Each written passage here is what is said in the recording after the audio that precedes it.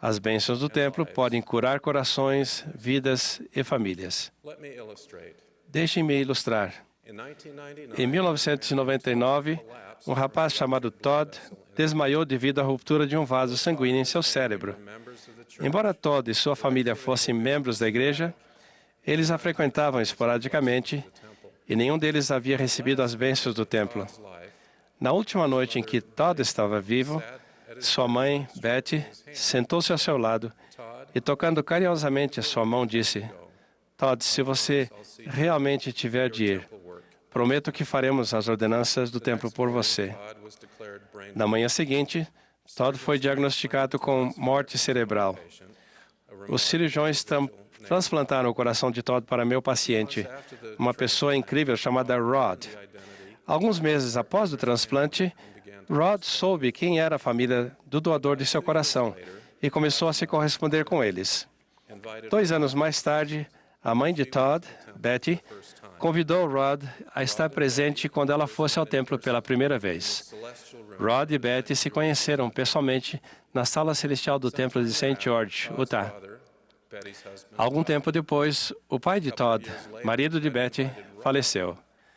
Alguns anos mais tarde, Betty convidou Rod para representar vicariamente seu filho falecido, ao receber suas ordenanças do templo. Rod aceitou o convite com gratidão e o trabalho vicário teve seu ponto alto numa sala de selamento do templo de St. George, Utah. Betty foi selada ao marido falecido, ajoelhada no altar de frente para seu neto, que serviu como procurador. Então, com lágrimas escorrendo pelo rosto, ela fez sinal para que Rod se juntasse a eles no altar. Rod se ajoelhou ao lado deles como procurador do filho de Betty, Todd, cujo coração ainda estava batendo dentro do peito de Rod. O doador do coração de Rod, Todd, foi então selado a seus pais por toda a eternidade. A mãe de Todd cumpriu a promessa que havia feito a seu filho à beira da morte anos antes. Mas a história não termina aí. 15 anos após o transplante de coração, Rod ficou noivo e pediu que eu realizasse seu selamento de templo no templo de Provo, Utah. No dia de casamento, eu me reuni com Rod e sua maravilhosa esposa, Kim, em uma sala ao lado da sala de selamento, onde os familiares e amigos próximos estavam esperando. Após conversar brevemente com Rod e Kim, quis saber se eles tinham alguma pergunta.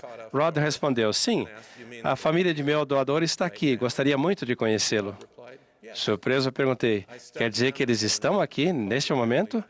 Rod respondeu: sim. Dei um passo para o lado e chamei a família que estava na sala de selamento. Betty, sua filha e seu genro vieram. Rod cumprimentou Betty com um abraço, agradeceu-lhe por ter vindo. Então me apresentou a ela. Ele falou: Betty, esse é o Elder Renland. Ele foi o médico que cuidou do coração de seu filho por tantos anos. Ela atravessou a sala e me abraçou. E durante os minutos que se seguiram, houve abraços e lágrimas de alegria por todo lado.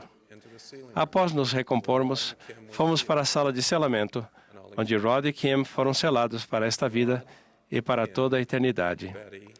Rod, Kim, Betty e eu podemos testificar que o céu estava bem próximo de nós, que havia conosco naquele dia outras pessoas que anteriormente tinham passado pelo véu da mortalidade. Deus, em sua capacidade infinita, sela e cura indivíduos e famílias, a despeito de tragédias, perdas e dificuldades. Às vezes comparamos os sentimentos que temos no templo com um vislumbre do céu. Naquele dia, no templo de Provo, Utah, lembrei-me desta declaração de C.S. Lewis.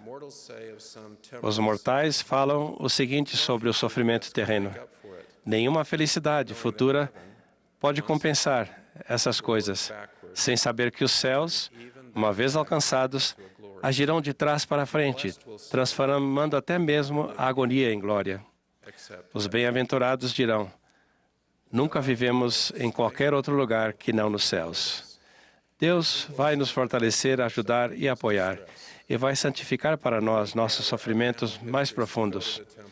Quando reunimos as histórias de nossa família e vamos ao templo em favor de nossos antepassados, Deus concede muitas dessas bênçãos prometidas simultaneamente nos dois lados do véu.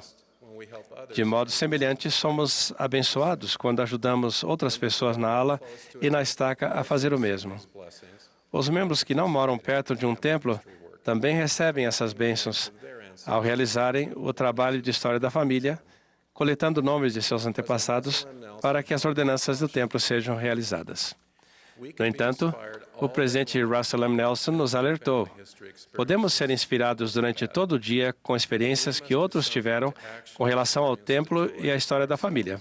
Mas precisamos fazer alguma coisa para de fato sentir essa alegria por nós mesmos. Ele continuou dizendo, incentivo vocês a, em espírito de oração, ponderarem que tipo de sacrifício, de preferência de tempo, vocês podem fazer para participar mais do trabalho de templo e história da família. Ao aceitarem o convite do presidente Nelson, vocês vão descobrir, reunir e conectar sua família. Além disso, as bênçãos fluirão para vocês e sua família, como o rio mencionado por Ezequiel. Vocês encontrarão a cura para aquilo que precisa ser curado. Orson e Parley Pratt vivenciaram os efeitos da cura e do selamento que vem do trabalho de templo e história da família no início desta dispensação. Betty, sua família e Rod vivenciaram essas coisas. Vocês também podem vivenciá-las. Por meio de seu sacrifício expiatório, Jesus Cristo oferece essas bênçãos a todos, tanto mortos quanto vivos. Graças a essas bênçãos, veremos que nós, metaforicamente, nunca vivemos em qualquer outro lugar que não nos céus.